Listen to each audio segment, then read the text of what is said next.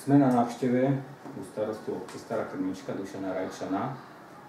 Máme krátko po komunálnych voľbách, ktorých už pán Rajčan nekandidoval za starostu obce.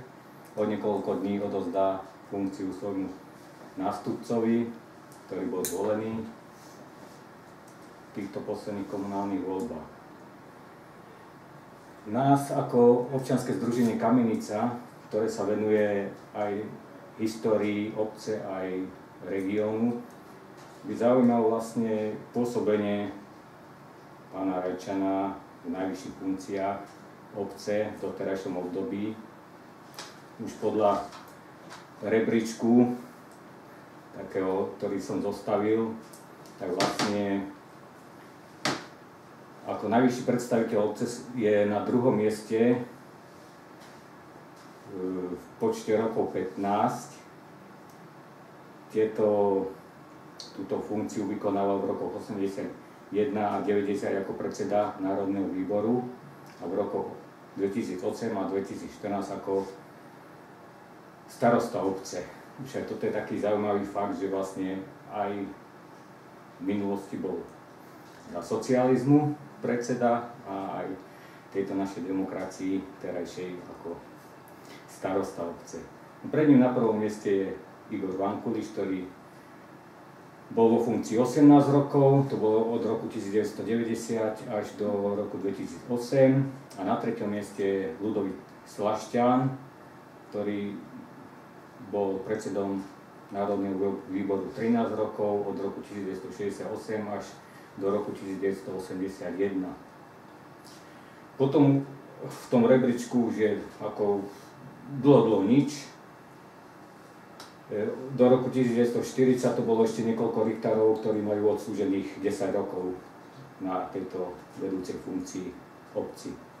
Ostatní už to bolo také skôr tie jednotlivé funkčné obdobia, 4-ročné alebo 5-ročné, podľa toho, ako to bolo vtedy. Takže pán Rajčan, rád by sme sa troška vrátili aj späť do histórie, práve do toho roku 1981, kedy v podstate boli voľby do miestneho národného výboru. Skúste aj spomenúť, ako to vlastne kedy prebiehalo. Teď to bol troška iný systém, ako je teraz. Mladší to nepoznajme, starší to poznáme. Vtedy bola ako kandidátka Národného frontu, sa to volalo. A prakticky to bolo na výber. Nie ako, že dneska sa uchádzajú, ale tedy bol výber, že by mali ísť kandidovať, bolo povedané. Alebo doporučenie, alebo ponúknuté, ako by som povedal. Ja som to dostal ponúknuté z toho dôvodu, že ja som tu robil poslanca v tom obdobie a ja som robil aj u lesov, som mal ako vedúci expedície, robil som technika. Vždycky som bol na nejakom takom poste, kde som musel aj s ľuďmi robiť, aj som poznal, tak asi z toho dôvodu tomu aj som mi navrhli. Bol som zvolený. Za to obdobie, čo som bol tu, tak môžeme povedať tiež, že vtedy to bolo také tiež dobré hojné obdobie, za tým, čo som tu bol.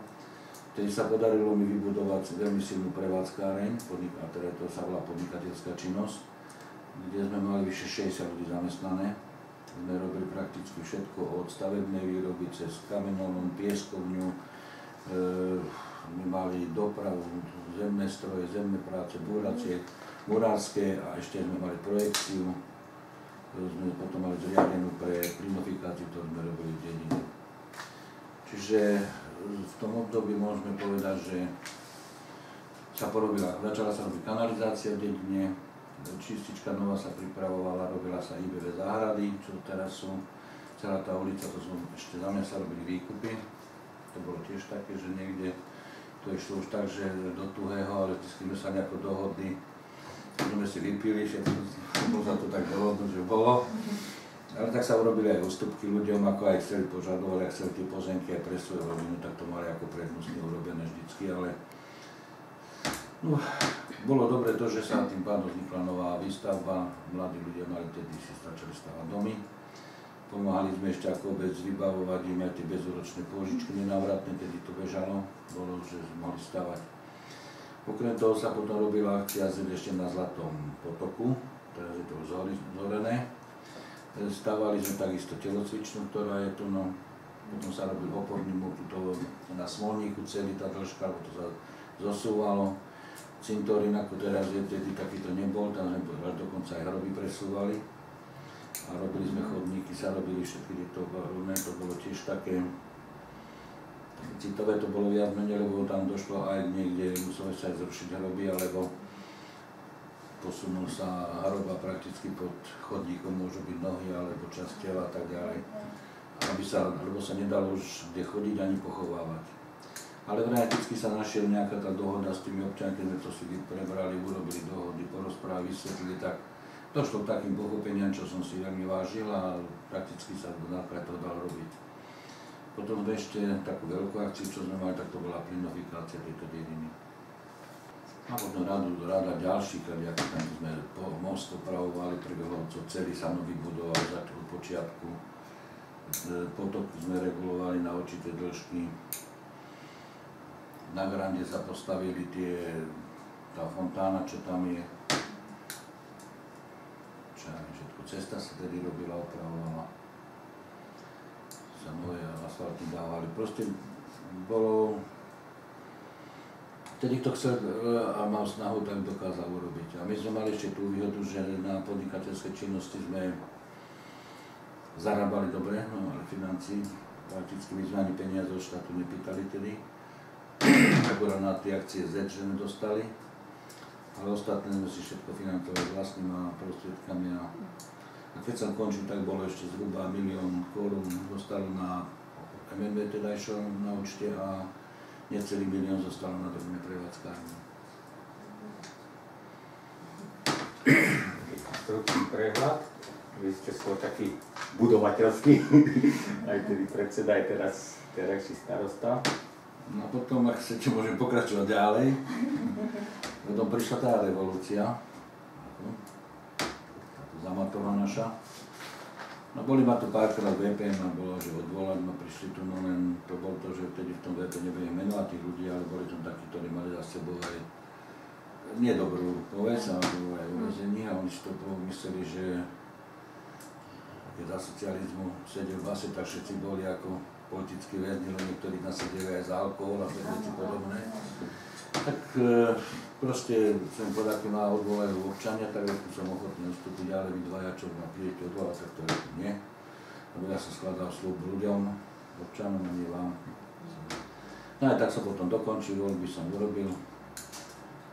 No a na voľby urobili proti mne KDH kampaň za každé okolnosti, aby som tu neprešiel ďalej ako stará štruktúra, komunista, všetko možné by bolo dávané. Pred kostolom robili podomo, chodili, tak som prehral, neviem, pamätám presne okolo 30 hlasov. Som prehral na tomto. Na jednej strane možno povedať, že to bolo aj dobre, lebo vrátil som sa k lesom, tam som pobudol necelý rok a potom som začal ísť na súkromné podnikanie. Sa mi podarilo, potom aj sa deti k tomu pridali synovia, že sa nám podarilo vybudovať prosperujúcu firmu, ktorá funguje aj v kríze. Máme odbytišťa, 85% ide za hranice, dodávame Nemecko, Dánsko, Norsko, Švajčiarsko, Holandsko. Proste robíme naplno.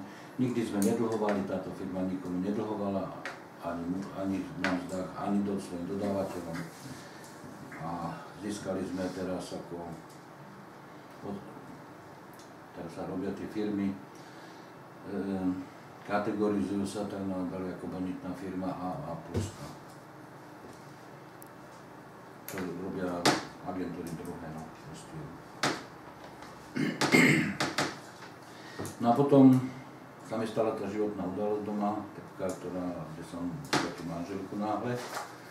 No to bolo potom asi takým, že boli doplňovacie voľby a moji vrstovníci takí, čo sú, tak stretli so mnou, lebo som chodil už peši potom hore, tak strátil som zmysel života, ako som povedal, ma to psychicky zobralo. A tí ma začali nahovať, aby som šiel kandidovať. Potom som sa aj s deťmi doma rozprával a sami povedali, že to skús, že zmení si svoj životný rytmus a tak ďalej, že možno to pomôže. No tak slúbil som, podal som kandidátku, no bol som zvolený. Počítal som, že na 2 roky, ale mali sme rozbehnuté tie ďalšie akcie, ktoré mal som možnosť, sa mi darilo aj na ministerstvách vo vláde získavať nejaké veci, tieto fondy. Tak znova sme podali kandidátku a tam musím povedať, som bol až prekvapený, ale som bol vďačný ľuďom, že tam som dostal toľko hlasov, že to sme nečakali. Som dostal takú dôveru a podarilo sa nám tam aj zvoliť ľudí do zastupiteľstva. Väčšina bola taká, ktorá reálne uvažovala, že neschvalovali mi všetko, ale proste sme debatovali, diskutovali sme a dospeli sme k tomu, že toto obecné zastupiteľstvo v tomto volebnom období doteraz bolo najúspešnejšie v histórii, čo sa týkalo získania finančných prostriedkov, zdvihnutia ceny alebo hodnoty obce. Vlastne treba podotknúť, že už keď sme pri tejto novodobej histórii, že vlastne prišla kríza finančná, vlastne obec to, alebo občania obce to ani veľmi nepocítili. Ja som začal tak robiť ako vo svojej firme, keď môžem povedať, lebo aj vo firme sme dojednávali, vždycky som dojednával ceny, energii a tak ďalej, sa nebrali, pokiaľ sa dali, vždycky dojednávali. No pri svojom nástupe som zistil, že materská škola, ktorá bola kapacita na 70 detí a my sme mali 30. Základná škola takisto bola robená na takýto počet detí až do 80 a tam nemali takisto ani 30 detí, 27, 28.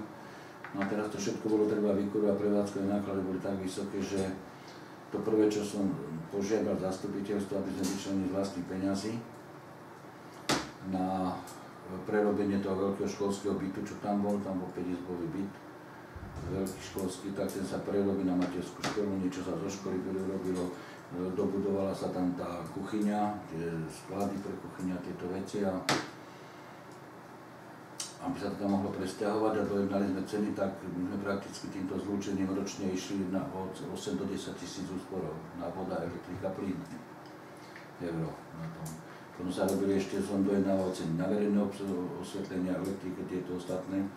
Tak my prakticky sme každý rok od tých 8 až 10 tisíc eur, ako keby bolo normálne kolúčine vždycky vyššie dole. A máme ešte radu ďalších, som porušil rôzne zmluvy, že vlastne naša obec vláde reklamovanú, nemá reklam, čo je podľa mňa není potrebné. A tých reklam bolo neúmerne veľa, kde sa platilo 150, 200, 300. Potom som aj urobil určité opatrenia v nákladových položkách, no a môžeme povedať to, že dokázali sme všetko vyfinancovať. Funguje škola, škôlka, osvetlenie nikdy sa nevypínalo, investujeme do eurofondov, ktoré ako spolupodiečná 5% spolúčasť na tom, robíme opravy, údržby a ostatné a prevádzkujeme všetko. Myslím, že nechýbajú nejaké služby, ktoré by boli zlé. Je ináč, čo tu ešte robí dosť stále. No, keď ste práve spomínali tú školu, tak to mám také poznámky vlastne tiež v tom vašom období ako predseda Národného výboru vlastne škola aj škôlka v tom čase dosahovala fakt maximálne počty detí. V škole to bolo 74 napríklad v roku 85 a materská škola mala až 82 detí. Ja vôbec uvedomujú aj teraz, keď to bolo ešte za socializmu, uvedomujú si vôbec tí ľudia, čo ste všetko spravili? Lebo to je úžasné, čo to počúvam. No, niektorí to berú, že to je normálna vec. Niektorí povedia, že možno ešte aj viac by som mohol spraviť. No viete, najhoršia vec je v dnešnej dobe, ja vravím, toto nie je demokracia, toto je bordel. Tu není právny štát, tu není právny systém. Toto je niečo, čo ani nevie pomenovať, nazvať to. A byrokracia, aká vzniká, tak to je už abnormálne.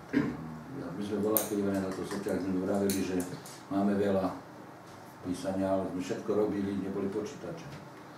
A nejako sa to, ja neviem, stíhalo, nemali sme viac ľudí, ako teraz na prevádzkárni robili 2 ženy a a jeden vedúci prevádzkár a mali 60 ľudí pod sebou.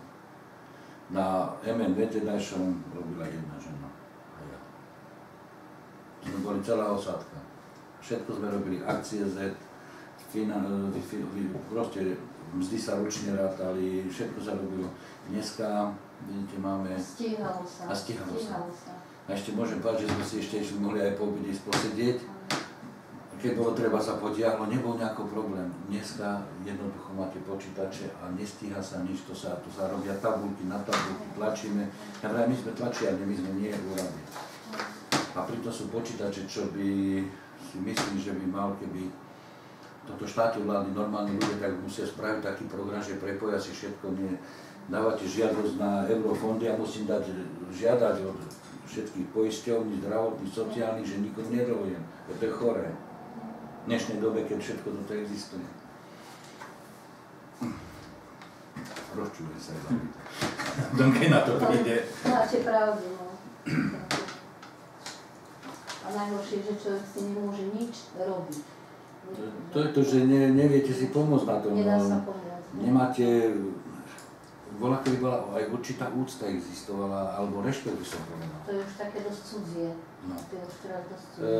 V škole deti mali úctu k tomu učiteľovi, ten učiteľ požíval nejaké postavenie mal. Aj vedel tie deti učiť. Dneska, ja som musel zasiahnuť už jezove. Lebo učiteľ sa bojí, lebo hneď dobehne rodič, ide ho byť, alebo že ho idú prepustiť, a mne sa to nestalo. Ja som to by som ani nikdy neurobil. Lebo aj ten učiteľ je človek a keď mu niekto tam začne papulovať, nadávať, čo má nejakých 8 rokov, 10, už tak potom nervy ho môže aj povoliť. Ja to akceptujem, keď rodič nevie si doma vychovať dieťa, tak to je smutné. Keď sme aj pri tom školstve, vlastne školstvo má strašne dlhú históriu v tejto obci. A je to vlastne teraz v takom štádiu, čo ste aj teraz boli starosta v poslednom období, že vlastne stále bojujete o záchranu tej školy, aby tu zostala aj škôlka.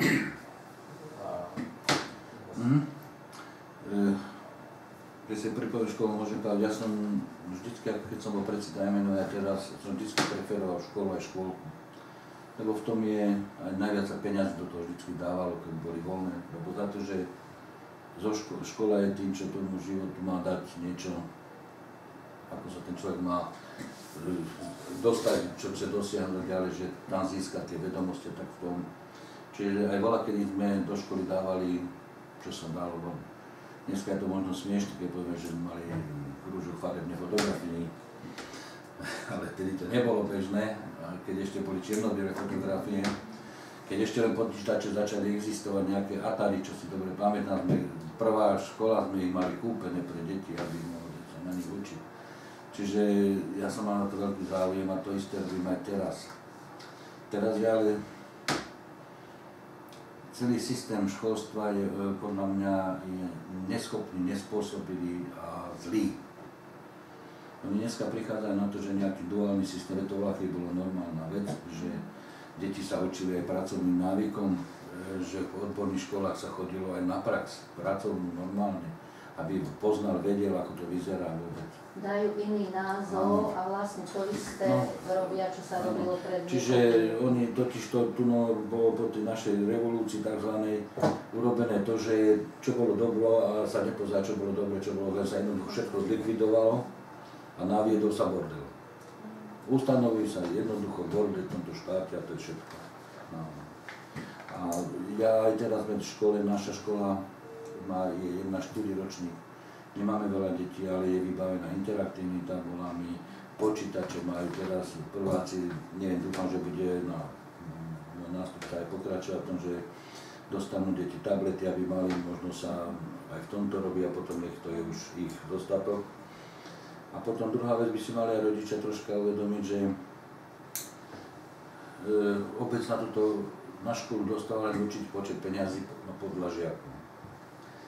Na materskú školu je doslova tej stratou. A my základ už v tomto roku, 2014, je základná škola stratová u nás.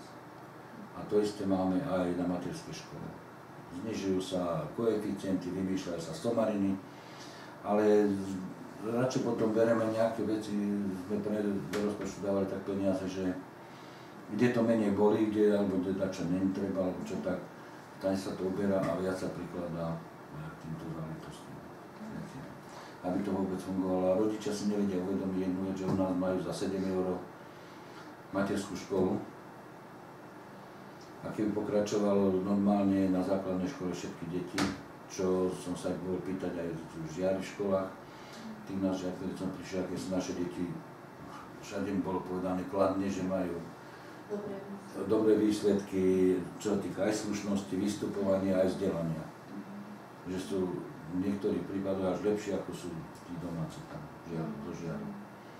A neviem, či niektorým rodičom vadí, že sú zlúčené niektoré triedy, alebo čo. Ja som tiež vyšiel zlúčená trieda, 3 ročníka, ja som bol... 3 ročníky. Dvaja učitelia boli 1-5 ročník, kde som chodil z Rajžovej. A sme takto sa... A tu jednoducho len musia chcieť rodičia. A deti sa učia. A venovať sa aj troška tomu dieťaťu, ale u nás je ten počet detí taký, že ten učiteľ sa môže individuálne venovať aj jednotlivým žiakom samostatne počas tej hodiny a tak ďalej, že za to majú aj, myslím si, to vzdelanie, ktoré majú, odchádzajú z toho. Ešte keď je pri tom, že čo bolo kedysi dobré, dneska už není. Tiež vlastne, nepatrí to priamo pod vás, ale môžeme spomenúť aj napríklad jednotné rolnícke družstvo tuto v obci.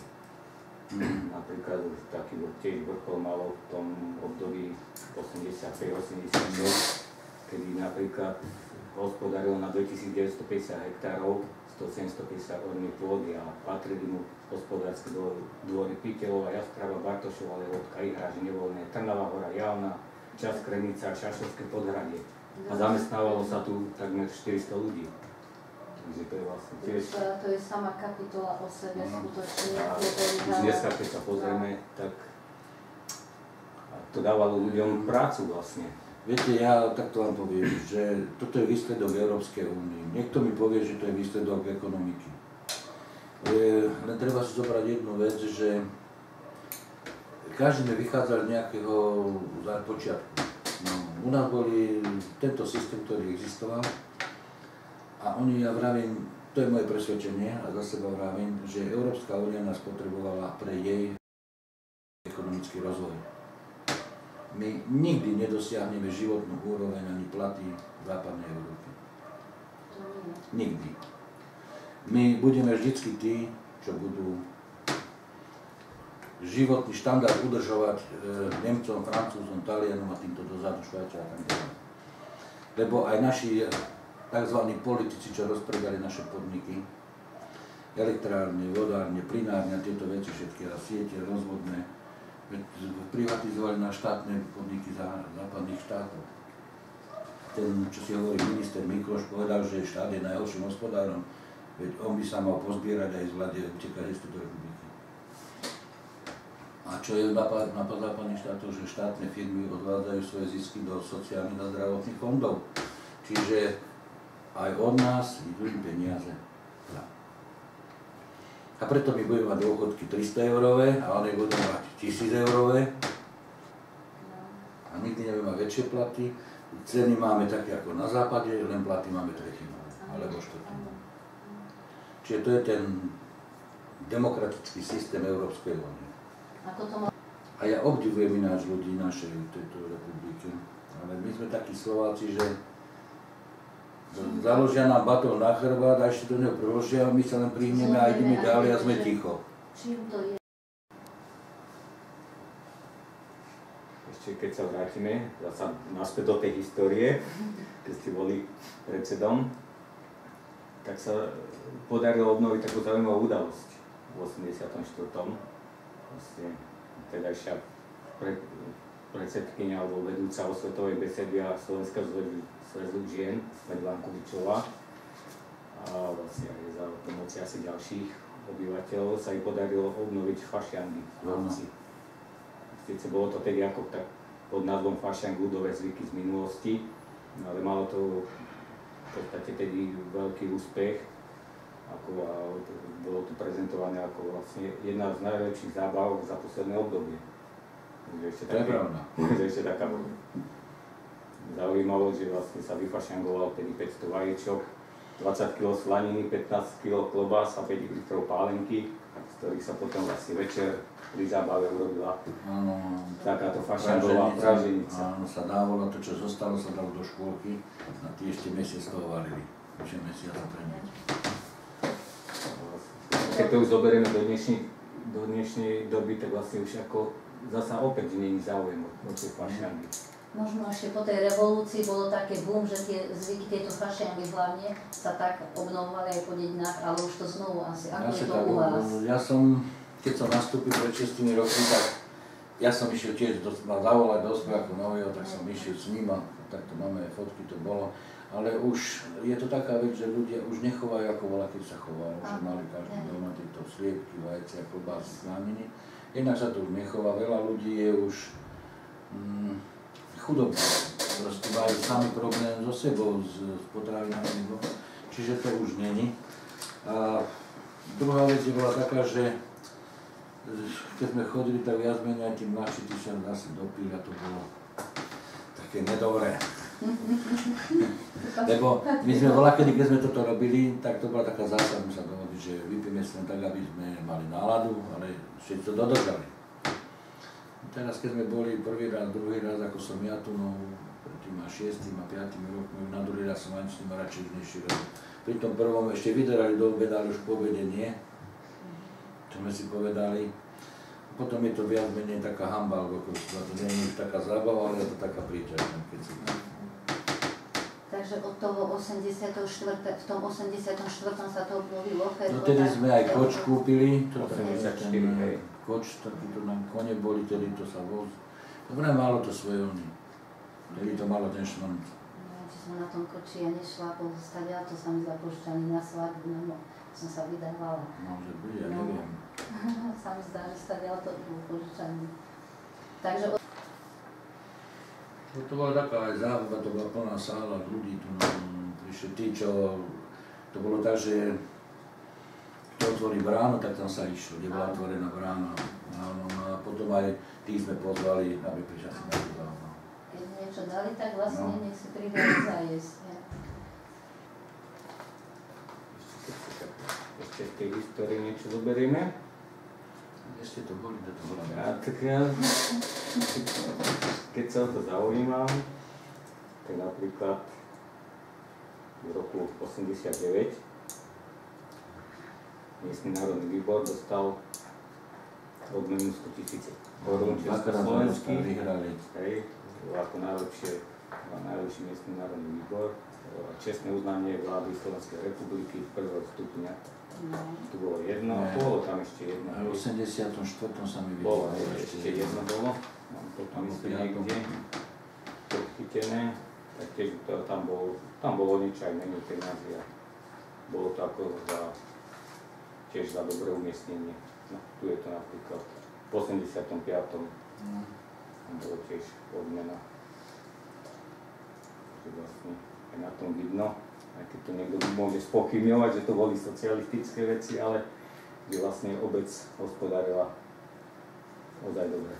No tam to bolo tiež zase za akcie Z a všetky tieto veci, čo sme robili, že sa budovala hodina. A ľudia chceli, robili. A teraz, kde sa to chodilo?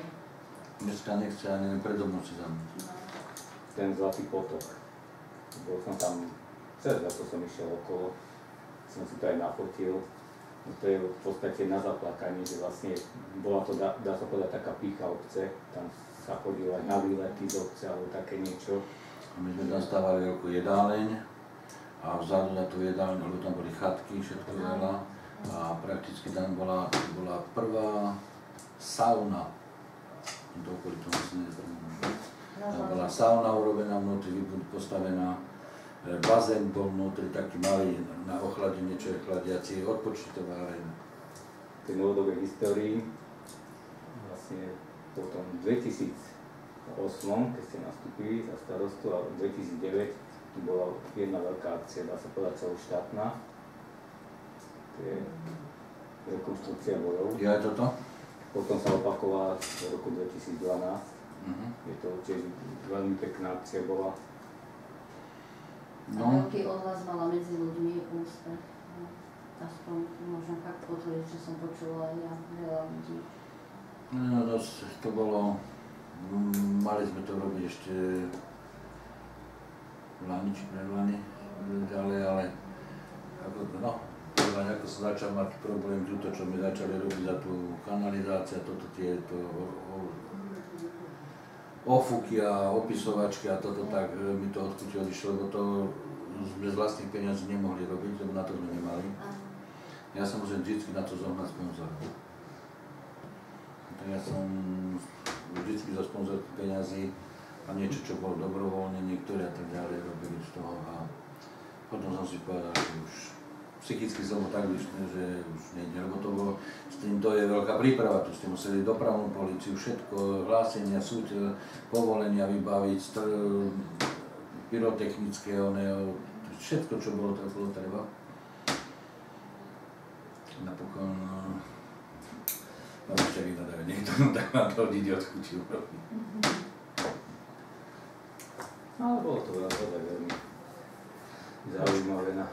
Vlastne samotní mali záujem, že sa im to ľúbilo, no nie armáda. Taký to bol vlastne. No tak tie boli nadšenci toho.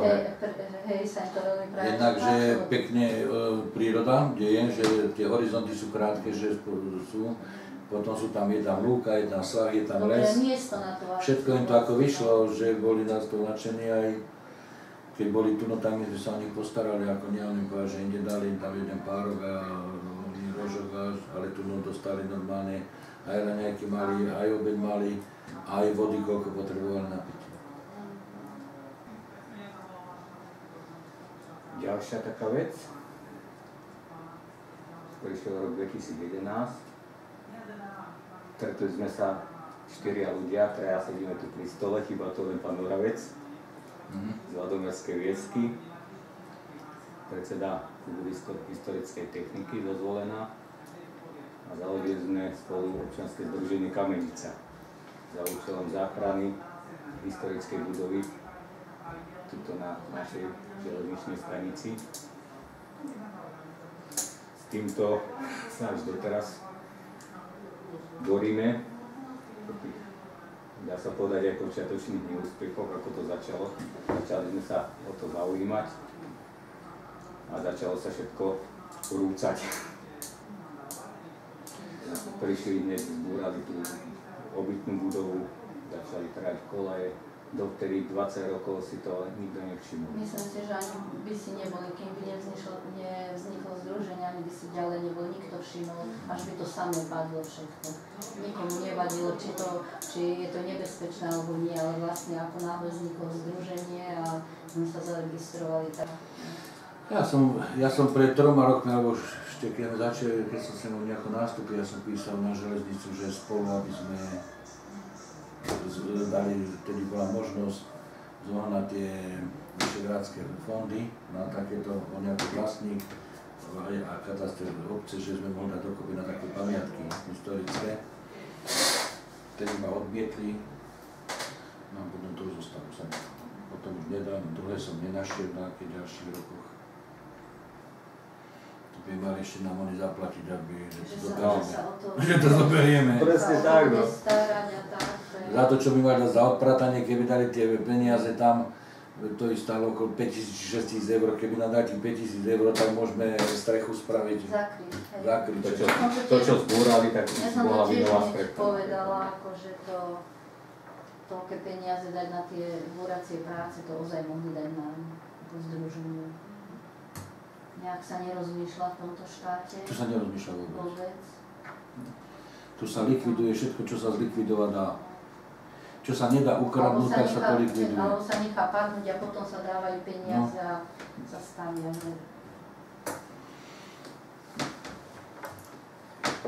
Vlastne aj ešte sa vrátime naspäť do toho roku 2009. Bolo to, kedy som to začal ja s pánom Filandom. Vy ste nás vtedy to podporovali, vybudovali tu dá sa povedať aj studničku, chodník na Kamenicu, naučný. A vlastne tieto aktivity sa prevzali do tohto občianskeho združenia a sa podarilo napríklad vybudovať v našej obci, alebo už obec je taká križovatka turistických ciest, čo tu vlastne doteraz nebolo. Ináč musím vám, keď už takto natáčame, to tak aj vám musím poďakovať, lebo to takých ľudí sa malo nájde, ktorí sa tak zaujímajú o verejné veci, ako oni robia. A robia to, ako sa povie, za Pán Boh zaplať. To je to, že není sú na to naše peniaze, možnosti na to, aby sme mali. Ja sa snažím vždy pomôcť aspoň to, čo som mohol, ako sa mi dalo, aké možnosti boli. Ja by som sa vedieť, že odkiaľ ste rodák? Vy ste z Kremničky rodák, alebo nie? Ja som narodený v Kosoríne. V Kosoríne ste narodený. A tam ste vlastne do ktorého? V Kosoríne, ale to viac menej otec bol ako lesník. No a tedy lesníkov furt bola kde premiestnená a tak ďalej, až sme zostali na Priešoru Zajžovej a potom sa stával tu doma od roku 1960 do decembra bývam už tu. Od roku 1960, aha, bývam tu. Lebo ja som sa chcela práve popýtať na to vaše detstvo, na tie školské roky. No ja som tu prežil všetko, no tie prvé najmenšie detské roky som prežil v Zajžovej. To bola, teraz to je taká biokoridor, tam či čo to je, tam taký žijú.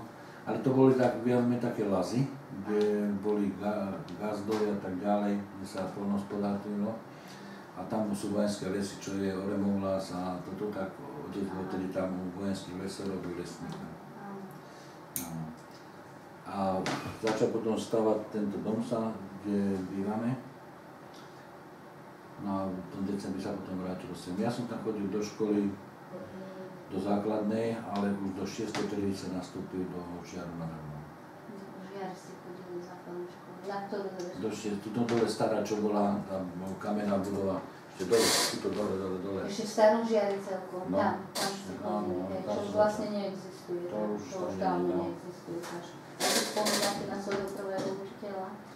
Ježiš, ako som volala. Pani učiteľku si pamätám Plškovú, tam ma učila, ako prvá, a Áner. Keď sa postavila tretia ZDŠka, teraz je to, neviem, po vyššie Kociek, tuto obchodov. Áno, teraz je to gymnázium. Tak tam som chodil, tam som skončil 9. triedu. Áno. No a tie mladenecké roky, tie ste vlastne už prežívali tu v Starej Kremničke. Aké boli? Ja neviem, aké to bolo, mne sa to páči, to bolo veselé. Hej, veselé. Bolo taký ten, neviem ako to prežívajú teraz mládežníci, ale človek bol tedy plný optimizmu, všetko, aj to počasie bolo krajšie, ako teraz. Keď normálne bola zima, keď leto bolo leto, že? Jar, jeseň a tak ďalej, no.